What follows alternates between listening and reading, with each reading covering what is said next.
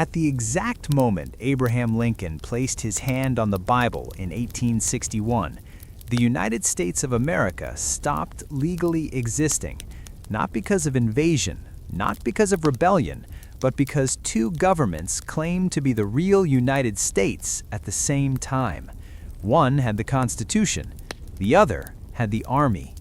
Within weeks, American citizens were being arrested without trial, newspapers were shut down by soldiers, and a sitting Chief Justice of the Supreme Court openly declared the president's actions illegal. Lincoln ignored him. This is not a story of freedom. This is a story of how America survived by breaking its own laws, and it begins with a decision that could have permanently destroyed the Republic. On March 4, 1861, Washington, D.C. was a city under siege. Snipers were rumored on rooftops. Assassination plots flooded the newspapers. Soldiers in civilian clothes blended into the crowd, watching every movement near the Capitol. Abraham Lincoln arrived quietly, almost secretly, disguised, traveling at night, because intelligence reports suggested he might be killed before taking the oath. But the danger was larger than one man. By the time Lincoln spoke his inaugural address, 7 southern states had already left the Union. They had formed their own government. They had their own constitution.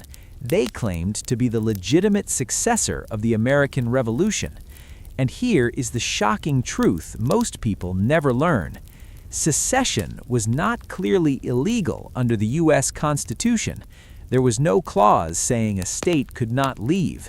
There was no enforcement mechanism. There was no precedent. Legally, the United States was standing on thin ice. Lincoln knew this.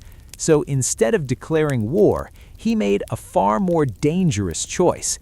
He declared that nothing had happened.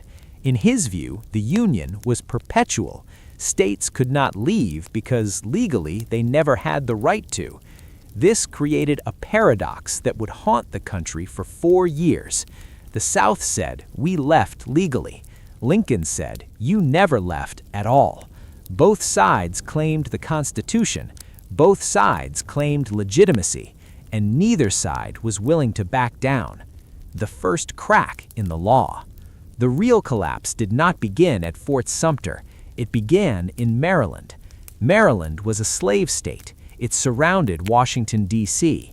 If Maryland joined the Confederacy, the U.S. Capitol would be trapped, cut off from the North. When pro-Southern mobs attacked Union troops passing through Baltimore, rail lines were destroyed, bridges were burned, and telegraph wires were cut. Washington was nearly isolated. Lincoln panicked. And then he did something no American president had ever done before. He suspended the writ of habeas corpus.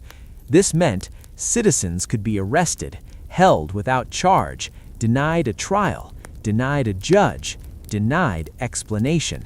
The Constitution allowed habeas corpus to be suspended only in cases of rebellion or invasion. But here's the legal bombshell. Only Congress was given that power, not the president. Congress was not in session. Lincoln acted anyway. The Supreme Court rebels. Chief Justice Roger Taney, the same man who authored the infamous Dred Scott decision, was furious.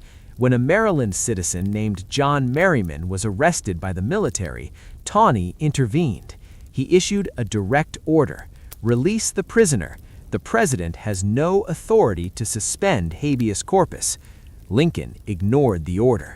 Let that sink in. The President of the United States defied the Chief Justice of the Supreme Court. Taney declared Lincoln's actions unconstitutional.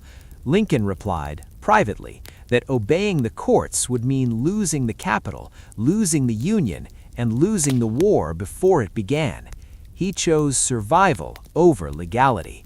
And from that moment forward, America entered a dangerous experiment. Could a democracy temporarily become authoritarian and still remain a democracy afterward? Arresting the press. The next targets were not soldiers, they were journalists. Newspapers critical of the war were shut down, editors were arrested, Printing presses were destroyed by troops in the North by the Union. More than 13,000 civilians would eventually be detained without trial during the war. Many were never charged. Some were never told why they were arrested. A few simply disappeared into military prisons. And all of it happened under a president remembered today as the Great Emancipator. Lincoln's secret fear. Privately, Lincoln admitted something terrifying. If the Union lost, the Constitution would become meaningless paper. So he asked a question that still haunts American democracy. Is it better to violate one law or allow the nation itself to perish? There was no correct answer, only consequences, and the worst ones were still coming, because Lincoln was about to take another step, one that would redefine freedom itself, not as a moral principle, but as a weapon of war. In the summer of 1862, Abraham Lincoln faced a brutal truth. The Union was losing. Northern armies were larger, better supplied, and industrially superior, yet they kept failing. Generals hesitated. Battles ended in stalemates or humiliating retreats. Casualty lists grew so long that newspapers stopped printing names. Public support began to crack. And in the background, a question haunted Washington. What if the South is right? What if states really could leave? What if the Constitution had no answer for this crisis? Lincoln needed leverage. Not political leverage, not moral leverage, war leverage. The dangerous idea no one wanted to say out loud. For over a year, Lincoln had resisted doing the one thing abolitionists demanded. He did not free the slaves, not because he didn't hate slavery, but because legally he believed he couldn't. Slavery was protected by state law. The federal government had no clear authority to abolish it inside states. If Lincoln simply declared all slaves free, the Supreme Court would likely strike it down. Border states like Kentucky and Missouri might join the Confederacy. The Union could collapse overnight. Then, someone inside Lincoln's cabinet voiced an idea so radical it sounded insane. What if we don't free slaves as a moral act, but as an act of war? Lincoln froze, because suddenly the impossible became possible. Reframing freedom as a military necessity. Under the Constitution, the president had extraordinary powers as commander-in-chief during wartime. Enemy property could be seized, enemy infrastructure destroyed, enemy resources confiscated, and enslaved labor was the Confederacy's greatest resource. Slaves built fortifications, produced food, maintained railroads, freed white men to fight. If slavery was a military asset, then destroying it was not abolition, it was strategy. The Emancipation Proclamation would not be a moral decree, it would be a weapon. Writing the most dangerous document in American history. Lincoln drafted the Emancipation Proclamation in secret, not because he feared the South, but because he feared the North. Many Union soldiers did not fight to end slavery, they fought to preserve the Union. Some openly said they would desert if emancipation became the goal. Lincoln waited. He needed a victory first. When the Union barely survived the Battle of Antietam, technically a draw but strategically a win, Lincoln seized the moment. On September 22, 1862, he announced a warning. If the rebellious states do not return to the Union by January 1st, their slaves will be declared free. It was not compassion, it was an ultimatum. The shocking limits of freedom. When the Emancipation Proclamation took effect on January 1, 1863, it stunned the world. But here's the truth rarely taught in schools. It freed almost no one immediately. It did not apply to border states loyal to the Union, Confederate areas already under Union control. Freedom applied only to places Lincoln did not control. In other words, slaves were declared free where the Union Army was not present to enforce it. It legally was a paradox. Morally, it was explosive. But strategically, it worked. International shockwaves. Britain and France were watching closely. Both relied heavily on Southern cotton. Both considered recognizing the Confederacy. But once the war became about slavery, everything changed. European powers could not openly support a slave nation without igniting backlash at home. The Emancipation Proclamation did what Union armies could not. It isolated the Confederacy diplomatically. Recognition died quietly. So did foreign intervention. The soldiers America didn't expect. Then something happened that terrified Confederate leaders. Enslaved people began to run. They fled plantations, crossed battle lines, walked toward Union camps in the thousands. At first, Union officers didn't know what to do with them. Then Lincoln authorized the unthinkable. Black men would be allowed to fight. By the end of the war, nearly 180,000 black soldiers served in the Union Army. Many were former slaves. They were paid less, treated worse, given the most dangerous assignments. If captured, they were often executed, not imprisoned, and yet they fought anyway. The legal time bomb. The Emancipation Proclamation rested on one fragile foundation: war powers, which meant one terrifying thing. If the war ended, the legal basis for emancipation might disappear.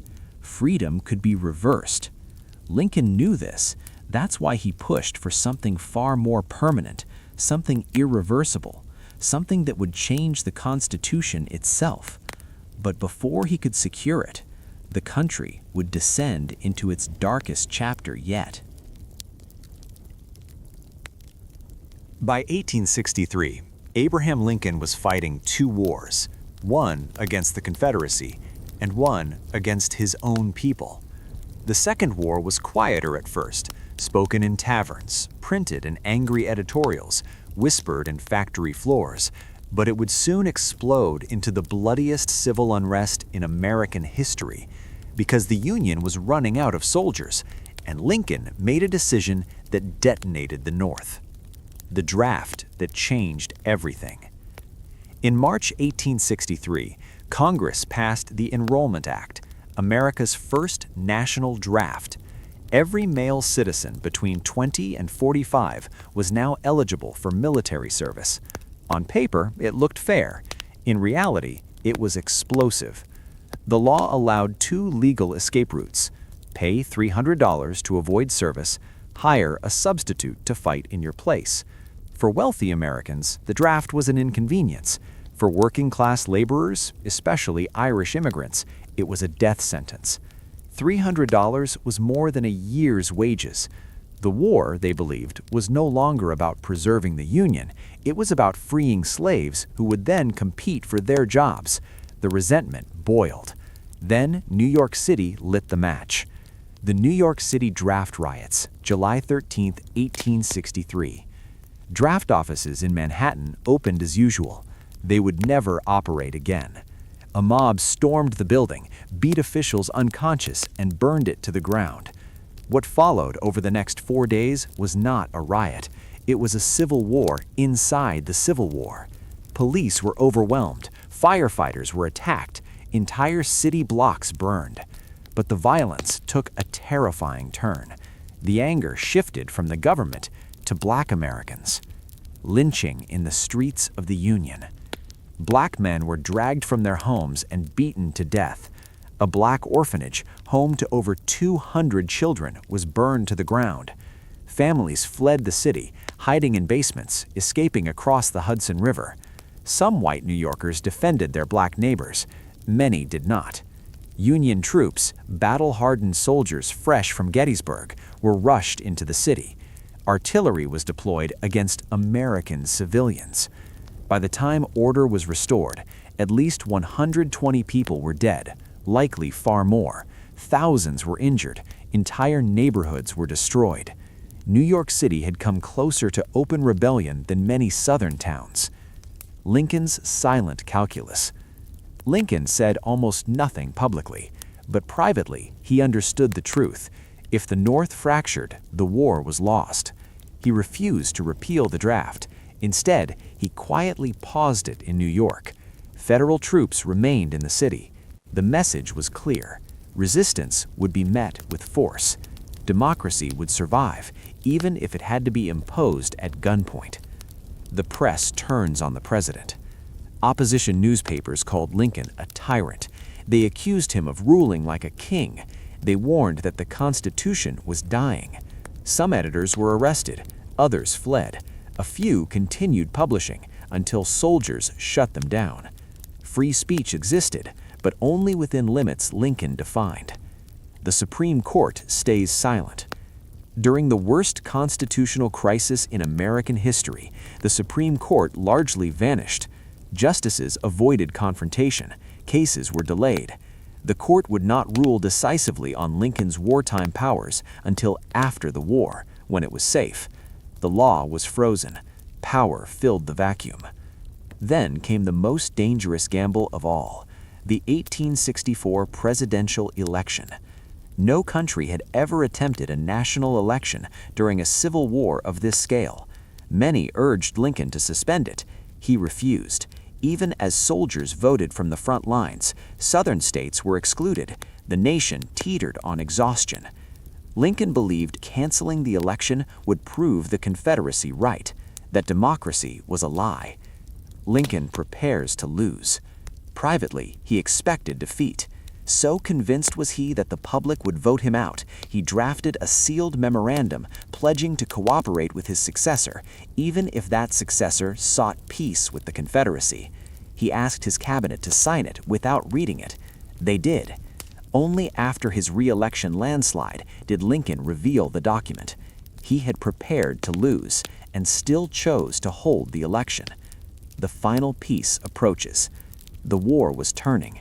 Union armies advanced relentlessly, and Lincoln pushed forward the most radical idea yet, a constitutional amendment to permanently abolish slavery.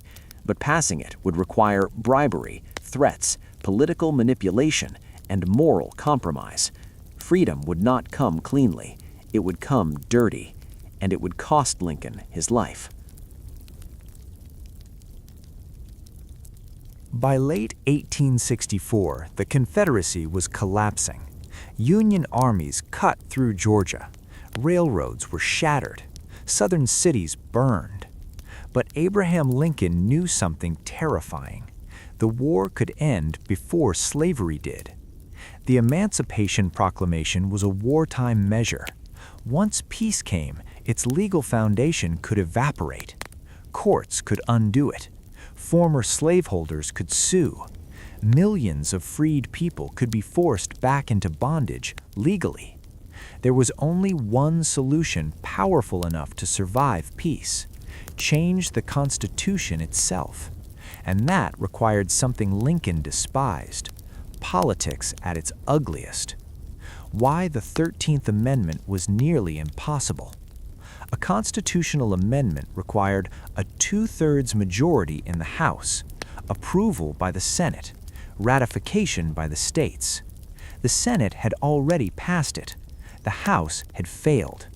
Democrats, especially Northern Democrats, blocked it relentlessly. Some were openly racist. Others feared economic disruption. Many simply hated Lincoln. The math was brutal. Lincoln needed votes he did not have, so he authorized something extraordinary: the secret operatives. Behind closed doors, Lincoln empowered political fixers, men who operated in shadows. Their mission? Get the votes by any means necessary. Promises were made: federal jobs, government contracts, political appointments. Threats were whispered: investigations, public exposure, career destruction. This was not theory. This was happening inside the Capitol. Congressmen were bargained with like commodities. freedom had a price. Moral compromise for a moral outcome.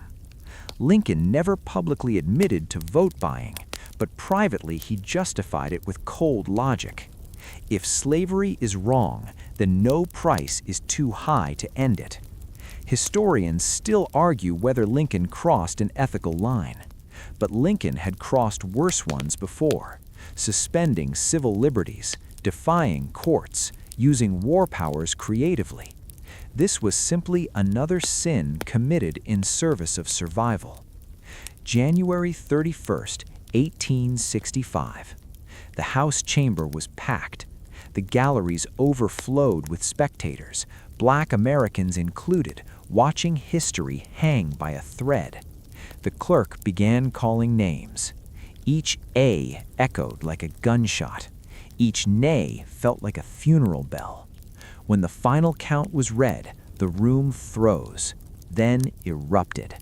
The 13th Amendment passed by just a handful of votes. Cheers, tears, men embraced. Slavery was now unconstitutional, forever. Freedom on paper. But freedom did not arrive gently. Former slaves owned no land, had no money, no education, no legal protection in many places. The South was destroyed, the North was exhausted, and Lincoln, who had carried the nation through chaos, had only weeks left to live.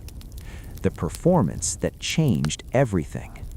On April 14, 1865, Lincoln attended a play at Ford's Theater. The war was effectively over. The Union was preserved. Slavery was dead. He sat relaxed, smiling, finally breathing. John Wilkes Booth watched from the shadows, an actor, a Confederate sympathizer, a man who believed Lincoln had become a tyrant king. One gunshot ended the experiment. The question Lincoln never answered. After his death, America faced a haunting truth. Lincoln saved the Union by breaking its rules. He preserved democracy by suspending it. He ended slavery through corruption and coercion.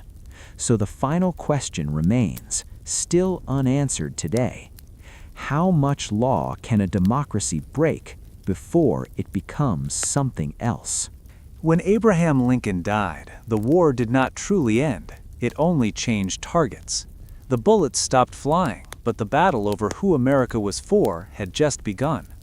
4 million formerly enslaved people stood on uncertain ground, legally free but surrounded by enemies, poverty, and a government already losing the will to protect them.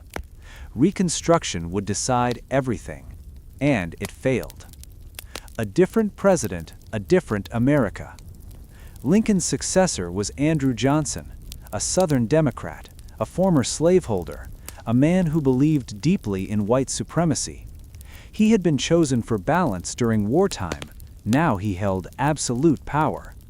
Johnson hated the Southern planter class, but he hated black equality even more, and almost immediately he reversed Lincoln's path. Pardons that rebuilt the Old South. Johnson issued mass pardons to former Confederates, not just soldiers, but elite landowners. They regained their property, their political power, their influence. Plantations returned to their previous owners. Freedmen who had briefly worked or lived on confiscated land were evicted, sometimes at gunpoint. The old order was rebuilding itself in plain sight. Chains by another name. Southern states moved fast. They passed black codes, laws designed to control freed people without openly re-enslaving them. These laws criminalized unemployment, restricted movement, banned firearm ownership, forced labor contracts. A black man without proof of employment could be arrested. Once arrested, he could be leased to private employers. Chain gangs replaced plantations. The 13th Amendment had a loophole. Slavery was illegal, except as punishment for a crime. The South exploited it ruthlessly. Congress fights back. Northern Republicans were furious. They passed the Civil Rights Act of 1866, the 14th Amendment granting citizenship and equal protection. Johnson vetoed them. Congress overrode him. For the first time in history, Congress openly battled the president for the soul of the nation. Johnson was impeached, not for racism, but for obstructing Reconstruction. He survived removal by one vote. 1. Black political power, brief and terrifying.